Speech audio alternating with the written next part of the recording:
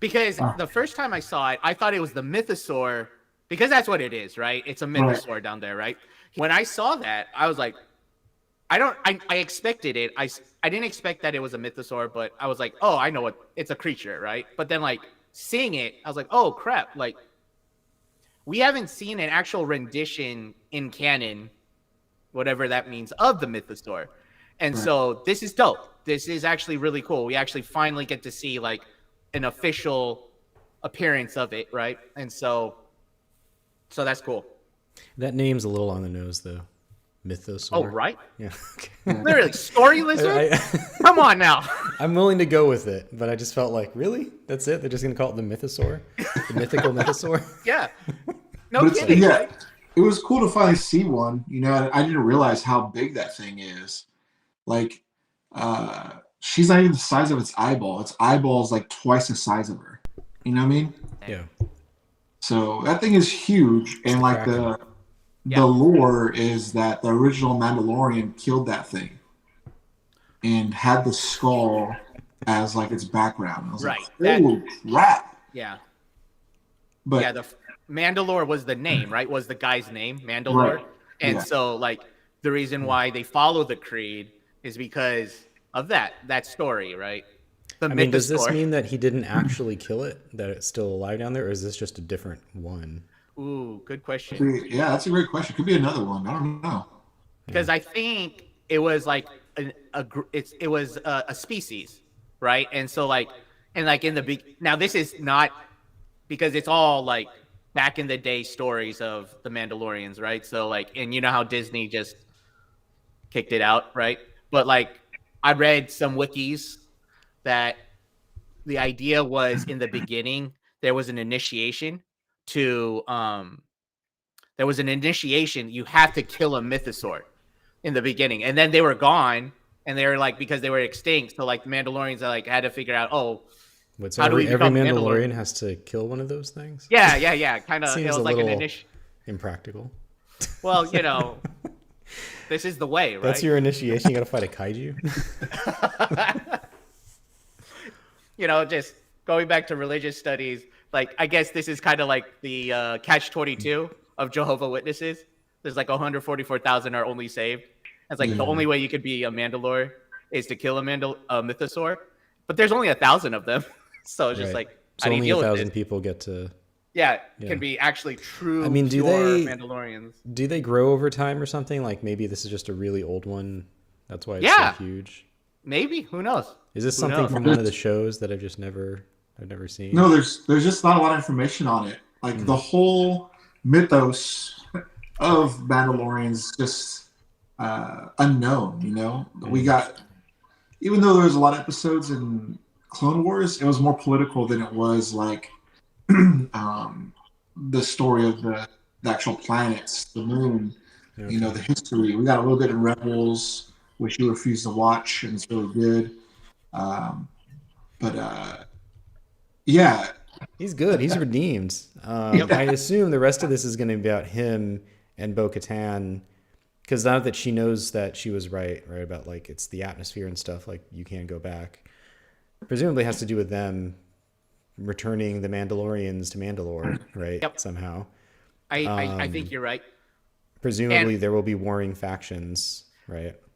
So I'm gonna speculate something else. Like before them going into the waters, it was warring factions, and she even mentioned it in episode 1, where like basically the whole custom of becoming the ruler is to like a fight to the death and win the Darksaber, right? And so inevitably it's going to be warring factions because of that custom, right? And she lost, and she's like she got like, oh, okay, well, that's it, you're the guy now, and she kind of gave up, right? The fact that she witnessed a mythosaur goes beyond now the dividing factions, because this is the initiating legend, right? This story lizard is the very reason why Mandalorians exist, right? It goes beyond the dividing factions. And I think Josh, or I forgot who, is either you, Jordan, or Josh, but like one of the Mexicans said it, right? I know it's hard to remember for you sometimes, Simon. when you're talking to us. We Sorry. look and talk just alike, you know. No, it's not that. It's the content of what you guys said. It's you guys don't talk alike at all. But anyways, there's a prophecy about this new Mandalorian who's going to epitomize Mandalore, right? The fact that there's a mythosaur now can actually happen now. You know what I'm saying? The prophecy can be fulfilled without dividing the clans. They can reenact the prophecy. Yes. And make it new, make it different. Exactly. Right? Because they have, Exactly. And that's basically history of religion 101, that cycle, right? There's always like this, there was the initiator, and then the saviors or the messiahs are always a repeat of that. There's slight differences, but they always repeat that cycle because it's that traditional story from times of old, but wrapped in a new bow, right? You know what I'm saying? And that's what's happening now. And I think they're gonna say, look, we don't need a Darksaber anymore. We don't need to fight against each other to be one on top. There's a mythosaur now, right? And like that should unite us, right? And so and I think that's what we're gonna see. That's what I speculate. So in order to unite the factions, it makes sense. They have to reenact their founding myth. Right? Yes. And then use that as a springboard to build a different tradition, right? Exactly. I think so the only question, at least for me, is who is the hero, the Mandalorian who's going? Is it going to be Bo-Katan or is it going to be Din Djarin? I think it's Din Djarin because I think he's going to keep the mask. It has to be someone kind of vague and anonymous, in my opinion. We already know Bo-Katan's face. I mean, we know Pedro Pascal's face, but like he's like gung hardcore. I thought that he's going to change the tradition for himself, but maybe he's supposed to be this hardcore like extremist and keep it so that there's an anonymity to this new savior, right? And because of that, my individuality can occur, you know. The theory I'm building in my head is that it's Bo-Katan, even though she doesn't want it. Or rather, Din Djarin doesn't want to be anybody's like hero, right? Exactly. He wants Bo-Katan to go and do whatever Bo-Katan wants to do, and I feel like she's going to be the one who is like that central figure, and he'll facilitate it and make it happen. But he would not want to. He does not want to take center stage himself. Right? Okay. I feel like that because like she's a member of the royal family, right?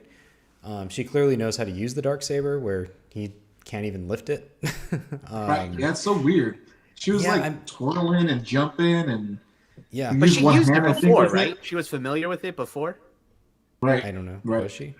Yeah. It's again, got to watch Rebels, Jordan. Gosh. Okay. I mean, the point is like clearly she is made for this, right? So either she has to decide she doesn't want it and he needs to be the real hero, but I have a hard time seeing Din Djarin fitting into that role. I feel like there are those like characters who are like, you know, the Frodos, right? Like he's not the one who gets crowned king at the end, even though he's kind of the hero of the story.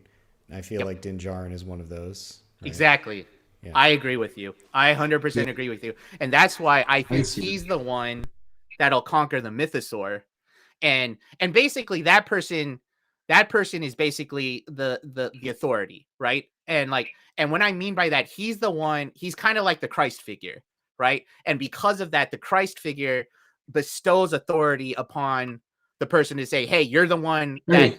Hey, don't make this religious. It's freaking Star Wars. You hear me? I'm sorry. Don't do that. To be fair, this show it talks a lot about religion for a start. It's like... but he ain't Jesus, damn it. I'm not saying I feel like that's intentional and unavoidable because they want to get all mythical and exactly. And so like I think that's actually a little bit genius that by focusing on the Mandalorians, they can directly dramatize these kind of like religious tradition things that fit into sort of these mythical arcs that Star Wars was built around, right? Yeah, there's definitely something there about Din Djarin being like this like redemptive figure, right? I don't know. We'll see how it plays out. Because Yeah. you're right. The fact that he still has his mask on, even though they have taken it off at some point, he then puts it back on, and he's kept it on. Yeah. Right. Yeah. That's really interesting. Like usually when it comes to masked characters, especially in like superhero movies and stuff, they take it off. They take the mask off all the time because the actor's face wants to, right? They want that on the screen, and the actor wants to act with their face, right? Very few actors want a role where they don't get to show their face. But even after breaking the rule, they've gone back to trying to uphold the rule. So like, I also wonder if, is he going to keep the mask on this entire season? Like, is he really committed to this? Yeah. Um, And like I think an example of that is like the Chronicles of Narnia, where like you have Aslan, and even though he's king, he's a king maker, he's a queen maker. You know what I'm saying? He makes the children royalty. You know what I'm saying? And I think he doesn't stick around afterwards, right? exactly. Right. Exactly. And that's why, in my opinion, I think Din Djarin is gonna be the one that bests the mythosaur. And it's like, oh, dude, we got this guy. We got our savior, quote unquote. But he's gonna go do his own thing with Grogu, and he says, I'm gonna make Kingmaker. I'm gonna make Bo-Katan queen. You know what I'm saying? And she epitomizes what I truly believe as what Mandalorian should be. And then that's what happens. Restoring the royal lineage, just like they did with Aragorn, right, in the Lord of the Rings. Exactly.